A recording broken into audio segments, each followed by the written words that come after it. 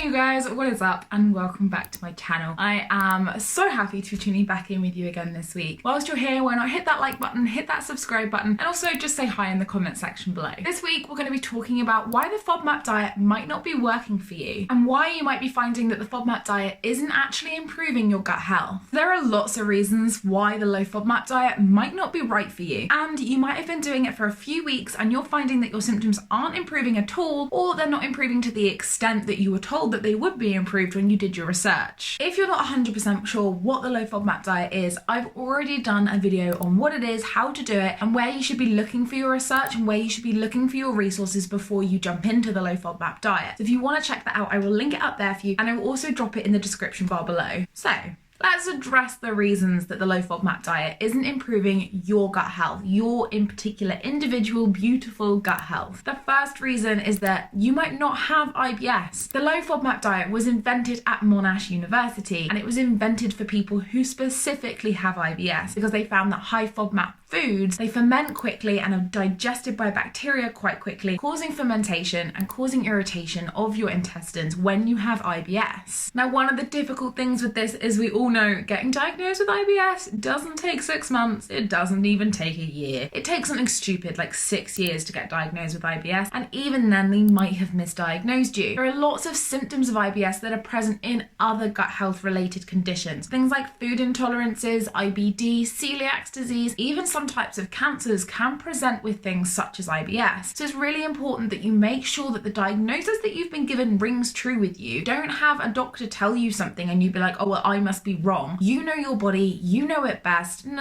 You've got to listen to yourself. You've got to trust yourself and give yourself power. Go back to your doctor if you think that diagnosis is wrong, because I guarantee your body is a lot more clever than what that doctor is deducing from the symptoms that you're telling him or her. So make sure that you're going back to your doctor until you're happy with your diagnosis and happy with the treatment that you're receiving. So what I would say, if this sounds like you, is to track your symptoms, book a doctor's appointment, show up to that appointment with all of your symptoms, all the reasons that you think your diagnosis might not be completely correct. Say to him that you've tried the FODMAP diet and found no ease, and just double check that the correct tests have been run, that the correct people have been asked and talked to, and specialists have been consulted, and make sure that they're looking after you as best as they can. The second reason you might be finding that the low FODMAP diet isn't improving your gut health is that you're not doing it right.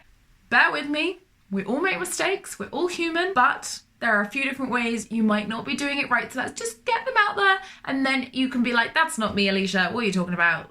I know exactly what I'm doing, I'm really clever, and we can move on to the other reasons.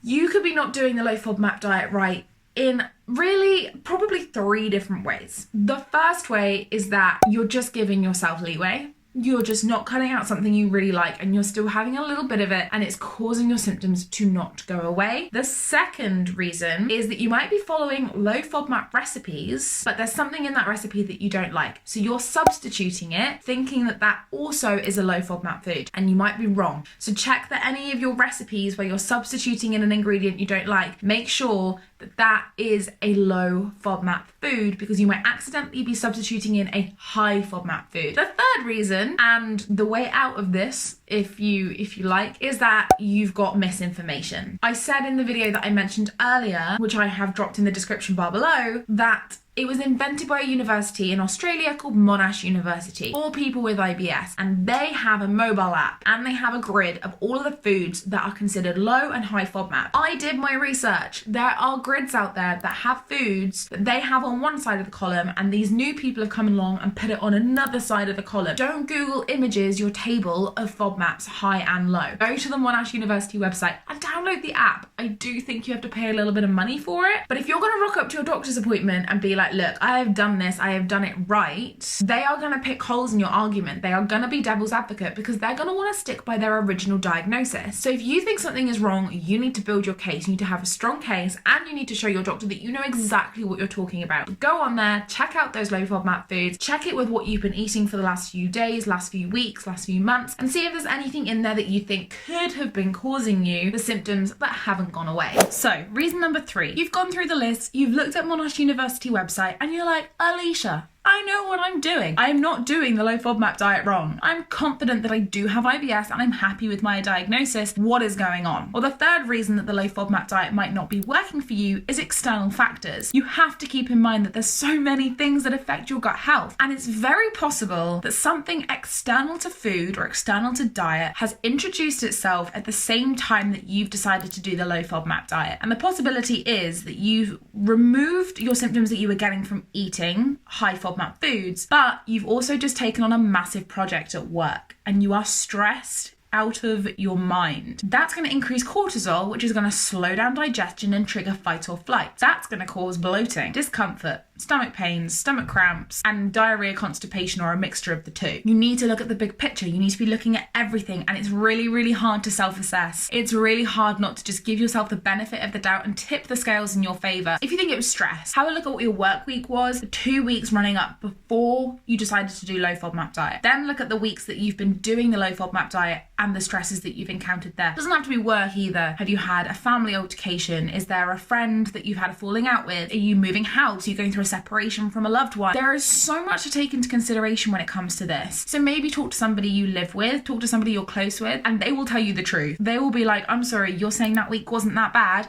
You called me in tears 4 times that week and nearly had a nervous meltdown. But because your brain is smart, it's blocked it out so that you're not, going through those emotions forever. So try and look at external factors before you blame the low FODMAP diet and just see if there's anything massive kind of coming out of the screen at you. That could be the reason that you're really struggling with your bloating and your IBS symptoms. The fourth reason that the low FODMAP diet might not be improving your gut health and what your doctor won't talk about is unhealthy choices. So just because it is a low FODMAP food does not mean that it is the pinnacle of health. Low FODMAPs are literally just a specific short chain carbohydrate that is in those foods. Some crisps, popcorns, tortilla chips, and pretzels are all part of low FODMAP foods. And if you know that, you might be abusing that power just a little bit, especially considering you're already restricting your diet so much. You might feel like you definitely deserve this because you've had to cut out 20 foods that you ate every single week and absolutely love. Why shouldn't I have this massive bowl of pretzels every night in front of the TV as a treat for getting through low FODMAP? Low FODMAP or not, that crap is filled with sugar, fats, and unhealthy, highly processed carbohydrates, all of which are going to ferment in a certain way. They're going to give you certain bursts of sugar, certain bursts of blood insulin, and things like that. And symptoms of eating those foods are things like bloating, constipation, heartburn. You know what these things will do to you, and cutting yourself that slack and treating yourself with a food that's really tasty when you're limiting yourself in so many ways to accomplish this low FODMAP diet, I completely understand. But serving yourself a massive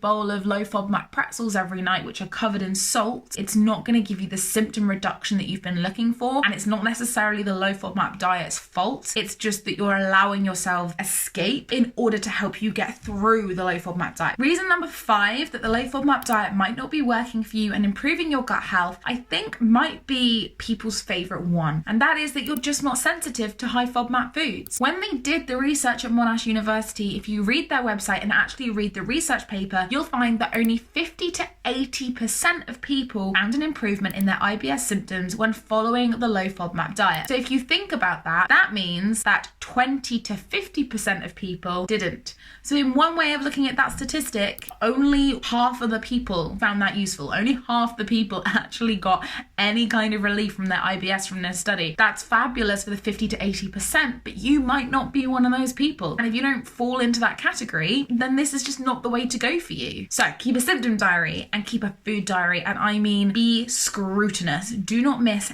anything. And you need to be cooking all of your meals from scratch. There is no way when you pick up a meal in a supermarket, a ready meal, or when you eat out, that you're going to know every single ingredient in there. And you're also not going to know what form it came in. Just because there's garlic in it doesn't mean that it was fresh garlic. It could have been powdered garlic. It could have been lazy garlic, pickled garlic. You have no way of knowing. And all of those things have different extra ingredients, and it could have been the extra ingredient that's causing you pain. Reason number 6 is that you have another condition alongside IBS. This would suck. No, that would be awful. I really pray and hope that this does not apply to you and that this is true for nobody watching this video. However, it's a possibility and I feel like I should definitely mention it. So let's say you have an intolerance to eggs and you've been doing the low FODMAP diet. Let's say that your symptoms to your intolerance to eggs is bloating and stomach cramps. And let's say your main IBS symptoms are bloating and stomach cramps. You've done the low FODMAP diet and you're not really seeing any difference. Eggs are not a high FODMAP food and therefore you're allowed to still eat them. So it is possible that you're still eating a food that you're allowed to eat in the low FODMAP diet, but you're sensitive to it or it's giving you some sort of food intolerance. It would have to line up very meticulously for you to find absolutely no change in your symptoms. So maybe a good red flag that this might be you is that your symptoms have altered but not gone away. So you might still be bloating the same amount, but you might no longer be constipated, but you also might get more heartburn now. So you kind of had this mismatch around, but one of the symptoms is still prevalent, one is worse, one is better. That might indicate that you have something going on there. Really keep a symptom diary and a food diary and yeah, just kind of try and line it all up and see what's going on. But also, again, go back to your doctor and tell her or him you think you are intolerant to a food. You think you have a very mild food allergy. Go and investigate your health. There is nothing more important on this earth than your health, and understanding it will help you live a healthy and long life. The seventh and final reason that this might not work for you is that you are special. And I mean this with all the love and care in the world. Everyone on this earth is different. There are no two people that are the same. And for the people that they had in the study at Monash University, it's no surprise that you're different to them too. So make sure that you're just taking a minute to kind of appreciate what a beautiful individual creation that is not the same as anybody else. And we cannot do a study on 10,000 Sophies who are all the exact same, with the exact same digestion, with the exact same menstrual cycles and therefore hormones, the exact same sleep patterns, the exact same job and stresses and coping mechanisms. We cannot do that research. If we could pretty much cure everything, but we can't do that because we're all different. So with that knowledge in mind, go forward on your IBS journey remembering that. Remember that you are special and that you are individual and that your body deserves love and respect. And once you do that, hopefully you might just be ever so slightly more in tune with your body and you might pick up more on what you think is really affecting you. Thank you guys so much for tuning in with me today. If you like this video, please give it a thumbs up. Make sure to jump on down to that subscribe button. If you have any questions or anything you want to add to this video that you think that I've missed out, please drop it in the comment section below. It's all about learning from each other. I had so much fun filming this video this week. I really hope it helped answer the question why the low FODMAP diet might not be working for you, might not be improving your gut health. And if you have any videos that you want to see coming your way, just drop it in the comment section below and I'll see what I can do. I hope you have an amazing week and I'll see you then. Bye.